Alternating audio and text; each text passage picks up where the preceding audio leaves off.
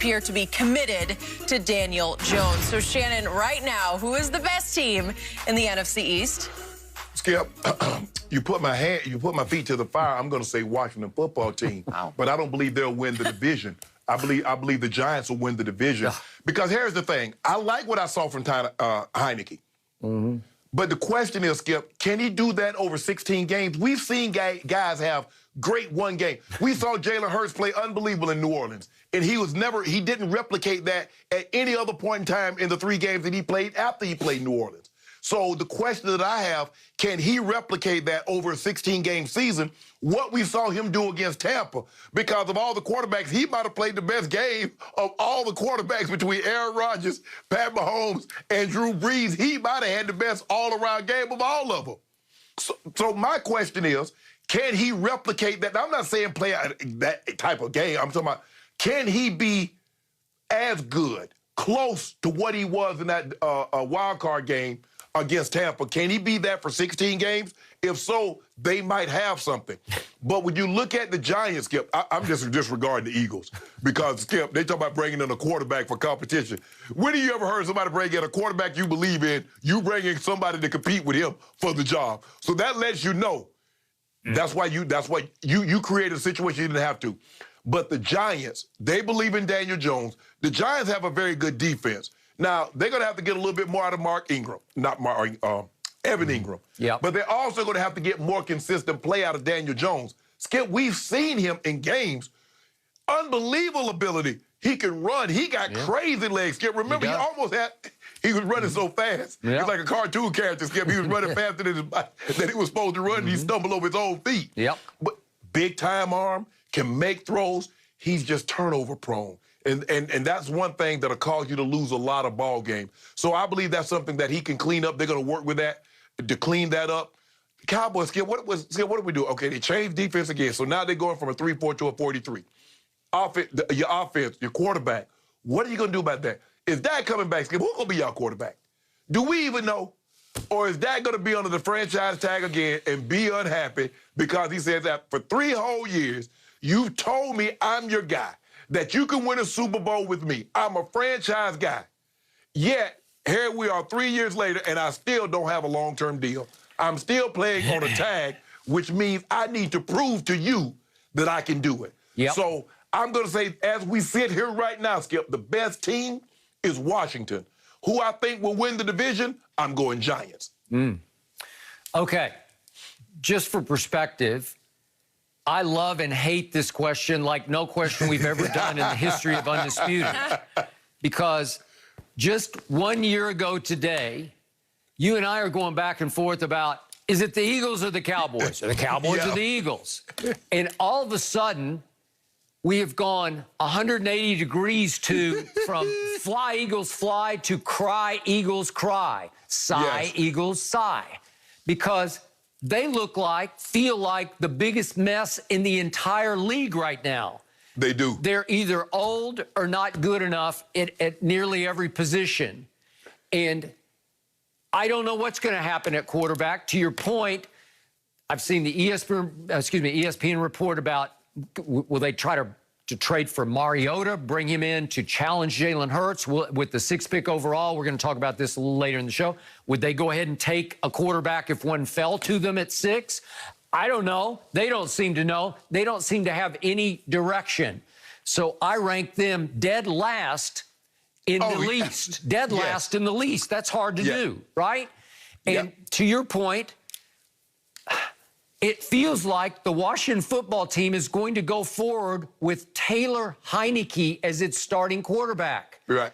The guy who against the Buccaneers in the first playoff game in Washington made me feel like I should try my first Heineken because he was throwing for 306 yards against the same Bucs defense that terrorized Drew Brees the next week, that shut down Aaron Rodgers in the 4th quarter at Lambeau in the NFC Championship game, and that kept Patrick Mahomes out of the end zone for an entire Super Bowl game. He didn't even score a single touchdown against the Bucs defense that could not stop Taylor Heineke. So I've now seen him twice. He played, remember, in the 4th quarter against Carolina in a game they had to win at that moment, and he looked pretty good. He lit it up. I don't know what's going to happen to Alex Smith. God bless him. I'm going to knock on wood for him. I don't know. He's obviously still there. He couldn't make it through last year.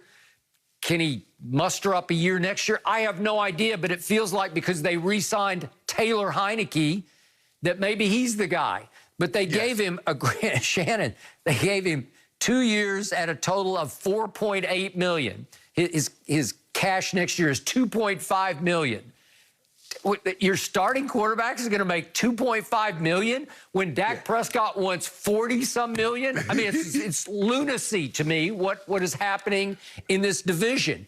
And then to Daniel Jones, you know, he had a QBR total last year of 62, which ranked 20th in the league, and it was like not bad, not bad, not bad. And he did have some moments, but their defense was pretty good because they were 9th in points allowed. Okay, I'll give you that. That's a top 10 defense. Washington was 2nd in yards allowed, so that's a top 5 defense. So you're right. Those two teams should be ranked 1 and 2, Washington and New York. I can't believe I'm saying this because I'm done with picking my Cowboys. I'm done with having any confidence in my Cowboys because I told you 2 days ago on this show, in my Cowboy-loving life, I've never been more disappointed, more frustrated, more disillusioned by where my team is heading than I am right here, right now.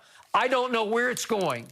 It was 28th in points allowed. It was all-time bad. It was the worst defense I've ever seen in my Cowboy watching life, dating back to 1961. That's how bad they were last year. Will Dan Quinn fix it? I doubt it. Is there a snap-your-fingers quick fix in free agency? I doubt it. Is Zeke ever going to look like 2016 Zeke? No. No, not going to look like that. I have a terribly troubled relationship between my quarterback and my owner.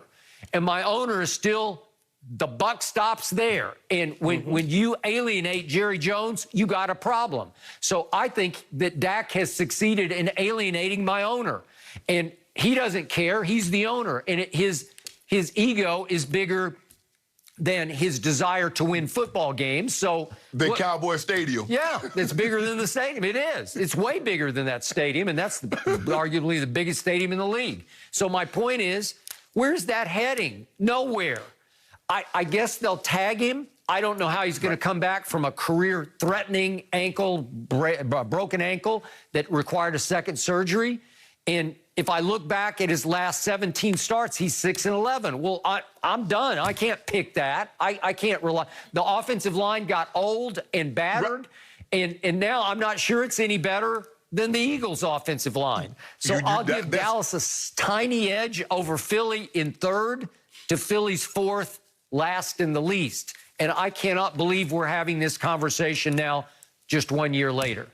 Because, Skip, you touched on it. If you look at the Cowboys, they're running into the same problems that the Eagles have. Their offensive line, you look at Lane Johnson, he's coming off a season-ending surgery. You look at Brooks, he had season-ending surgery. You look at Peters, he had surgery, but he was a mess to begin with. I got it. So now you got all these guys are getting older, and they're having surgeries. You look at your guy, your left tackle, Skip. He missed the remaining of the season with a surgery. You look at Zach Martin. He missed the remaining of the season with an injury. Your center retired last year because of an illness. And so, time out, my right tackle, who might be my best one, certainly my youngest one, Lyle Collins, had a career-threatening hip surgery injury that I don't know how it's going to leave him going into next year. I don't really trust it. So what? My worst lineman is my left guard, the former second-round pick, and he's the only one who's healthy. Right. And so that's what Skip, that's why I think though the Eagles and the Cowboys rank near the bottom because the other team's offensive line is not nearly as in flux, and their defense is substantially better, or at least from what we've seen last year. Now, that's not to say that Dan Quinn, I mean, can they get any worse than what they were last year, Skip? No, I don't believe they can get any worse. But how much better with the same personnel are you going to be? Now, this personnel was under Chris Richard, and you didn't, and people didn't like the defense that they played then, it's going to be the same defense. Single high, cover one safety. Okay, edge guys, go eat. Okay, and will DeMarcus Lawrence ever live up to $20 million a year? I don't have any proof of that. Will Jalen Smith ever figure it out? I don't know. Will Leighton Vander Esch ever stay healthy for a whole year?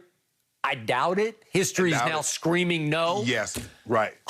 What D-Law did have some of his best years in this defense as a 43 defensive end. Getting the wide nine, go get the quarterback. He's not a stand-up skip. He's not a stand-up linebacker like you see JPP, like you see Shaq Barrett.